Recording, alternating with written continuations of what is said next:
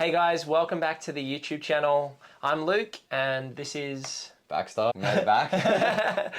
Baxter is your local mortgage broker, Australia-wide local, you know. National wide, yeah. That's right, national mortgage broker. And I run a buyer's agency here in Southeast Queensland called Purpose Property. So tonight we're going to have a chat about a recent client scenario, someone who's been trying to go from their first property to the second property. We're going to talk about some of the hurdles they had along the way and how they've actually been able to take action and buy that very next deal. So I think we'll call this person Tony. Okay, Tony works. Tony works for the purposes of today's video. So I guess to kick off, just tell us a bit about Tony's background and where they were to begin with. When Tony came to us, he basically was no idea how to get an investment or second property. Yeah. Had never taken that step before. Had just done the classic quick phone call to existing bank. Yeah. And got a very underwhelming number. I think that's what most people do, right?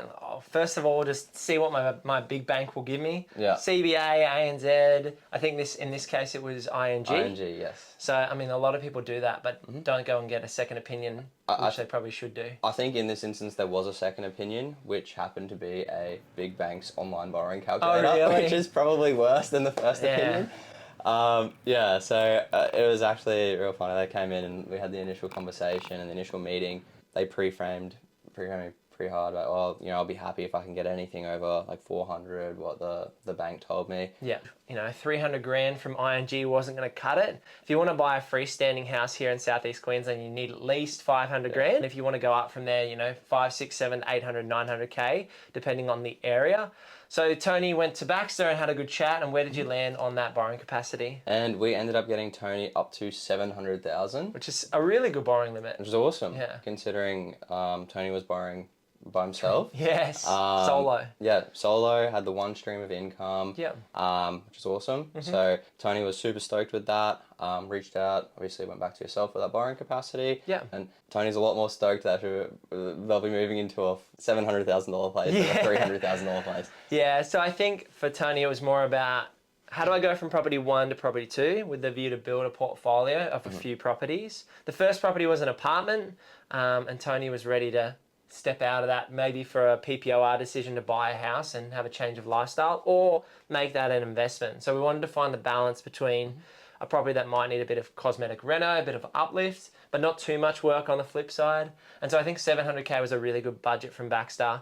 And the turnaround from the guys at Woodrow Finance is great. But yeah, Tony was able to buy within basically 2 weeks after signing up. Tony was eager. Yeah, and it all comes down to the right property. I think for me, there's no rush to find a deal. But if you find one that ticks your boxes in terms of land component, building, value, renovations, that's where on the buying side, if you can get all those boxes ticked, it's about, securing the right deal. So the right property for the right price in the right location. And can't buy it without financing from the Baxter or from your bank. You've got to have a chat with a broker or a bank to get the right deal for you. When Tony came to us, it was important to hang on to the apartment, as we touched before. Yeah, that first property. Yes. Obviously, it would have been a lot easier to just sell that, have a nice big deposit, use that to go purchase the one new place. place. And yeah, they probably could have spent a little bit more if they did it like that.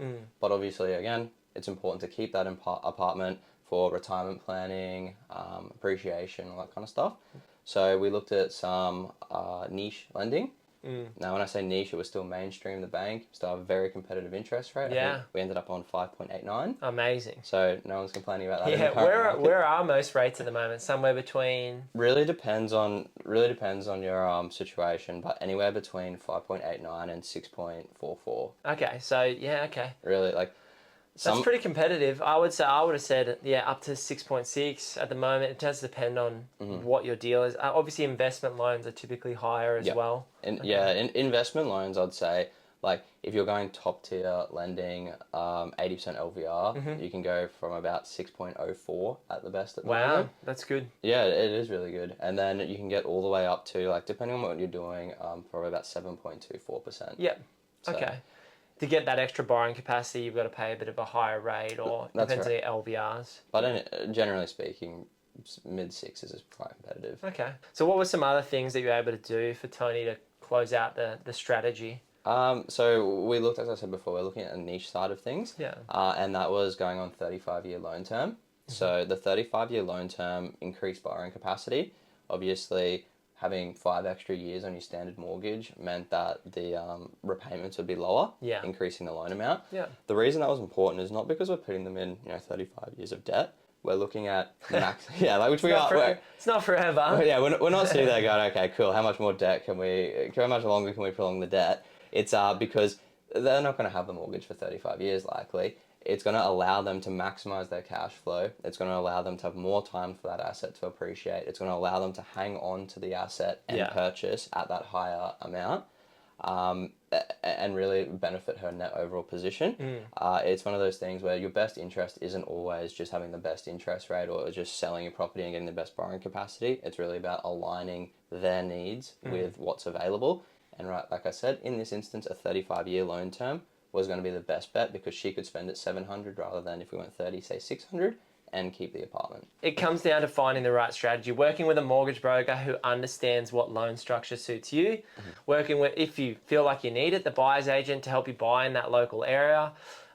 You need the team around you to help find that right property. Not everyone's going to deal with a mortgage broker, not everyone's going to deal with a buyer's agent, but if you feel like you need that support, people who are doing this every day of the week, that's where using Baxter's services at Woodrow Finance, or if you feel like you want to work with me at Purpose Property, can be the right fit for you. It's all about that value proposition.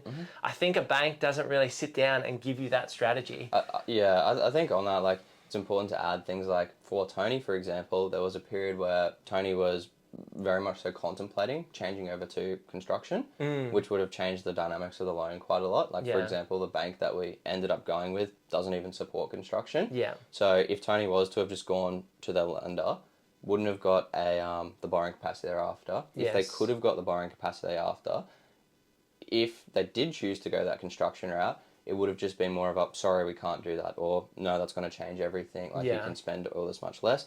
Whereas we were saying, okay, cool, that's fine. You're pre-approved with this bank, but if you do choose to go down the construction route, this is how much you can spend on it, and we'll change the bank straight away for you. Yeah, really, the broker has so much more flexibility. Yeah, exactly. And we're not going to ever just throw it away because where you're at the moment, it's just going to be a bit of work to change over lenders or anything like that. We're there to realign and make your needs happen. Yeah. So in this case, Tony was able to get from a $400,000 apartment and able to keep that apartment and acquire a house on a good sized parcel of land in an area that suits Tony's lifestyle decisions as an owner-occupied decision for around just shy of that $700K mark. Now going forward, Tony's going to do some renos, potentially add some value, sit on the property, and then look to potentially refinance down the track, maybe sell the apartment to get a bit of a capacity back, and then maybe look to buy another investment.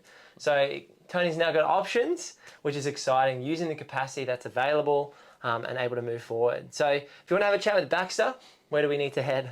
Head to woodrowfinance.com.au, or you can just give me a call. My number should be on there. Yeah. Text me. Yeah, text, whatever. call, the website. I'm pretty easy to find. Just I get contacted 10 different ways at this point. Yeah, and if you want to have a chat with me, you can head over to purposeproperty.com.au.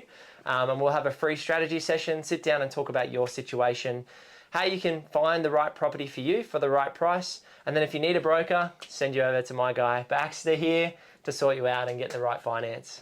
Looking forward to it. So thanks for sticking around. See you in the next one. See you later. Bye.